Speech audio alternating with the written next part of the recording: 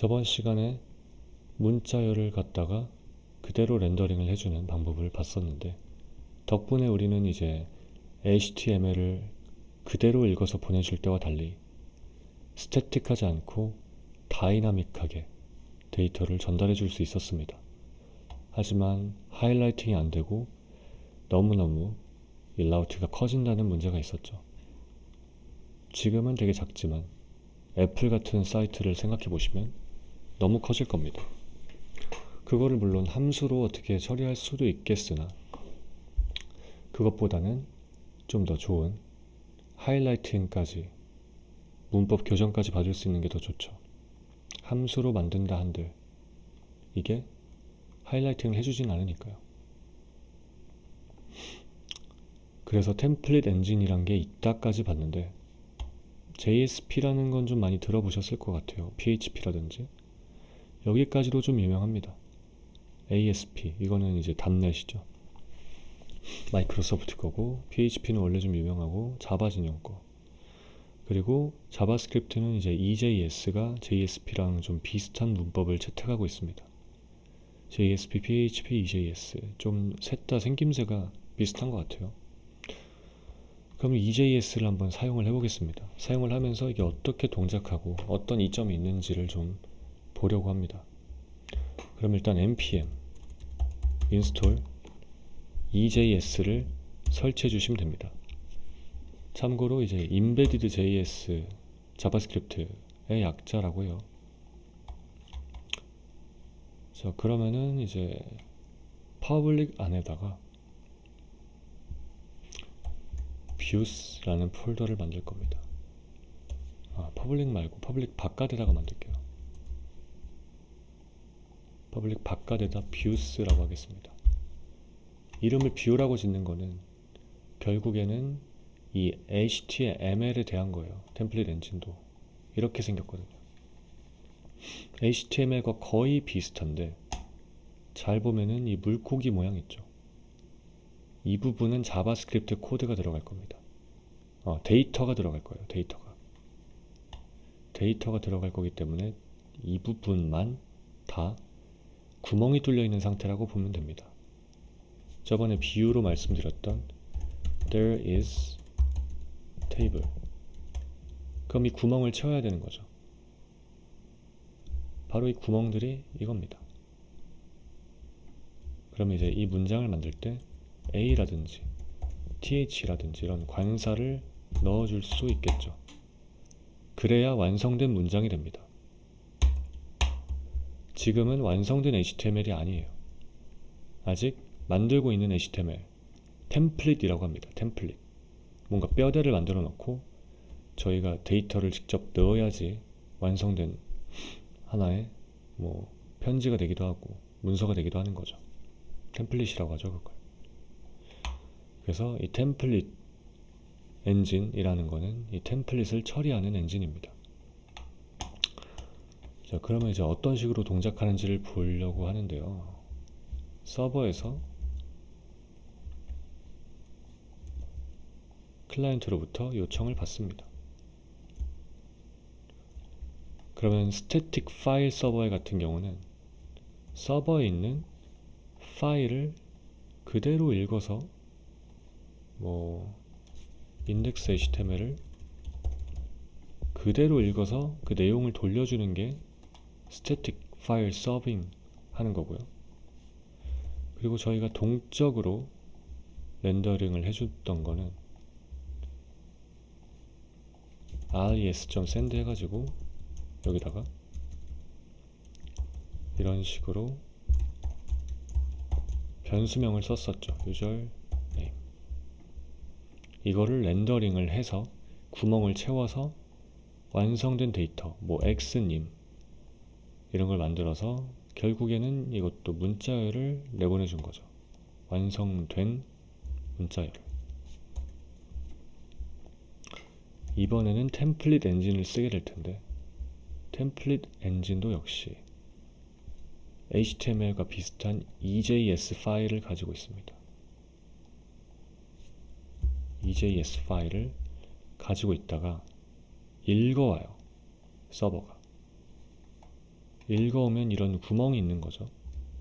딱 간략하게 하기 위해 이 부분만 가져올게요. 이 구멍이 있는 거를 가져와서 이제 바꿔치기를 해줍니다. 유저네임이 만약에 X였다면, id네요. id가 1이었다면 이렇게. 그러면 HTML 렌더링이 된 거죠. 렌더링이란 건 완성된 HTML을, 온전한 HTML 문자열을 만드는 거였으니까. 이렇게. 그러면 원리가 거의 다 비슷해요. 결과물은 전부 그냥 문자열일 뿐입니다. 근데 유효한 HTML이어야 되죠. 이런 이상한 빈칸이 있으면 안 되고요. 그럼 이제 간단하게 한번 세팅을 해볼게요. EJS 사용하기 위해 세팅을 해볼 텐데, EJS 사용하기 위한 세팅은 간단합니다. app.set이란 걸로 자동으로 완성해주네요. 뷰 엔진을 EJS로 해줍니다. 그리고 views라는 폴더로 설정을 한 거예요. 그러면 이 views라는 폴더 안에 있는 EJS 파일을 읽어가지고 불러와서 구멍을 채워줍니다. 그거를 한번 여기서 해볼게요. 이제 res send는 버려버리고요. res 렌더란 걸 쓰면 됩니다. 렌더링 해준다 했죠. 그리고 인덱스죠. 인덱스 EJS. 그리고 객체 형태로 데이터를 넣어주면 됩니다. 어떤 데이터가 필요할까요? ID, name, age. 이건 지워줄게요. ID, name, age를 갖고 있는 유저가 필요합니다. 유저 객체가 필요해요. 그리고 CSS 파일 패스가 필요하죠. CSS 파일 패스부터 쓰면은 인덱스 CSS고요. 유저는 유저겠죠. 자바스크립트 문법에 따라 축약이 가능하죠. 키 밸류가 같으면. 이건 아마 자바스크립트를 다들 하셨을 거라 알고 계셨을 겁니다. 그러면 진짜로 잘 되는지, 이게 잘 되는지 한번 실험을 해보겠습니다. 다시 실행을 하고요. 아이템즈가 아니라 홈으로 이동을 하면 헬로가 나오고 잘 나오는 걸 볼 수 있죠.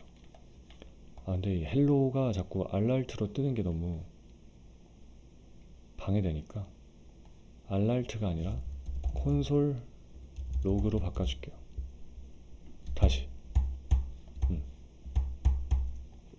이거는 재시작 안 해도 되는 게 어차피 매번 이 퍼블릭 가서 읽어올 거라, 이 퍼블릭 안에 있는 내용을 바꾸는 거는 서버 재시작을 안 해도 됩니다. 이런 식으로 똑같이 오고 있어요. 콘솔 잘 찍히죠.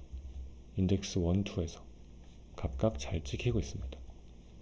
이게 템플릿 엔진입니다. 그럼 이제 우리는 여기서 오타를 낸다든가 하면은 이제 문법 오류 같은 거를 받을 수 있고 하이라이팅도 잘 됩니다. 문법 오류가 지금 EJS를 아마 깔아야 되는 것 같은데 이건 것 같네요.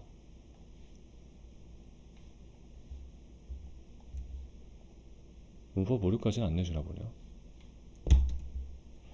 문법 오류는 안 내주는 것 같아요.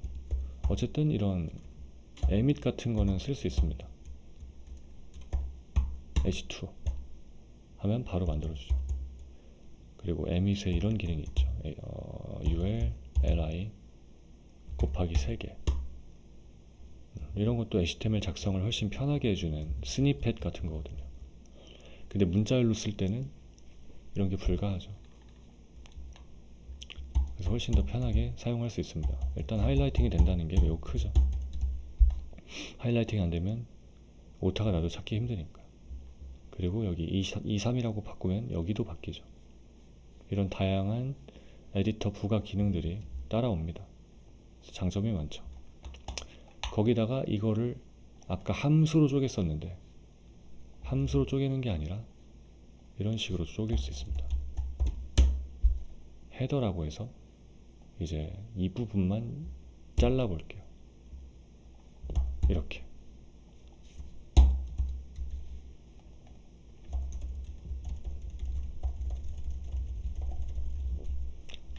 그러면 이제 index.ejs에서 이거를 포함시키도록 할 수가 있습니다. 포함시키는 방법은 간단합니다. 여기다가 자동 완성을 자꾸 해버리네요. include 자동 완성으로 partials head 라고 해주는데 partials 디렉토리 만들고 헤더를 헤드로 바꿔줄게요. 이러면 재사용성도 같이 가져갑니다. 다시 한번 재실행해 볼게요. 그리고 네트워크 탭에 가서 진짜 잘 왔는지 인덱스 CSS가 잘 포함되어 있죠. 이렇게 재사용성을 높였습니다. 아까 저희가 추구하고자 한 게 다 EJS로 해결이 되는 거죠. 그러면서 하이라이팅도 받고요. 함수로 나눌 필요도 굳이 없어졌고요. 그러면서 한 가지 중요한 게 뷰 쪽이 EJS란 곳으로 몽땅 모이게 됐습니다. 데이터가 아니라 뷰 쪽. 우리가 아직 스태틱 파일 서빙과 그리고 스태틱 렌더링, 다이내믹 렌더링, 템플릿 엔진까지만 배웠는데 사실 요즘은 프론트엔드, 백엔드 두 가지로 웹 개발이 나뉘어지죠. 두 가지 영역이 있습니다. 프론트엔드가 바로 뷰 단입니다. 백엔드는 데이터를 다루는 거고.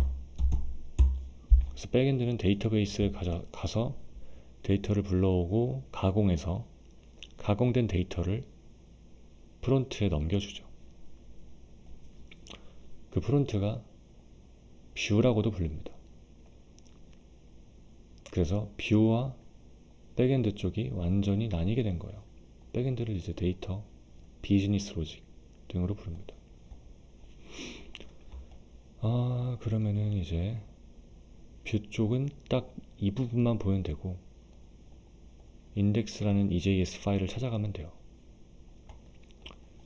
그래서 지금은 하나의 서버에서 백엔드, 프론트엔드가 그냥 합쳐진 형태인 거죠. 예전에는 다 이런 식으로 개발을 했습니다. 프론트엔드가 따로 필요한 게 아니라 백엔드, 프론트가 합쳐져 있고 그냥 웹 개발하는 사람이 뷰도 만들고 비즈니스 로직, 데이터 처리도 만들고 다 손댔죠. 근데 이게 고도화되면서 이제 리액트, jQuery 같은 게 나오면서 지금은 이 템플릿 엔진도 예전만큼 많이 쓰이지 않고 아직 쓰는 데가 많긴 하지만 좀 허접한 페이지 만드는 데는 이런 걸 써도 전혀 문제가 되지 않지만 좀 실제 좀 큰 기업에서는 화려한 페이지를 원하는 기업에서는 이런 걸 쓰지 않고 리액트를 써버리죠. 그럼 훨씬 더 고도화된 작품들을 만들 수 있습니다.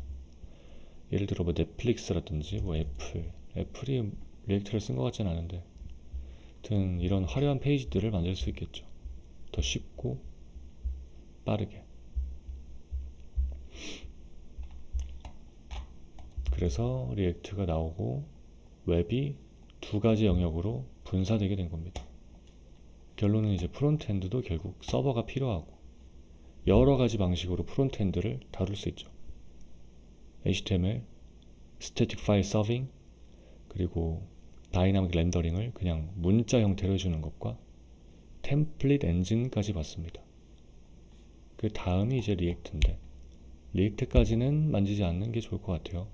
저희가 어쨌든 지금 이제 서버 프로그래밍을 배우는 거고 이걸 좀 온전히 이해하기 위해서 프론트였던 것들을 만지는 거지 프론트를 배우려고 하는 건 아니거든요. 그래서 이런 식으로 뷰단은 예전에 이렇게 다뤘고 점점 어떻게 발전해 왔는지를 그 과정을 한번 같이 본 겁니다.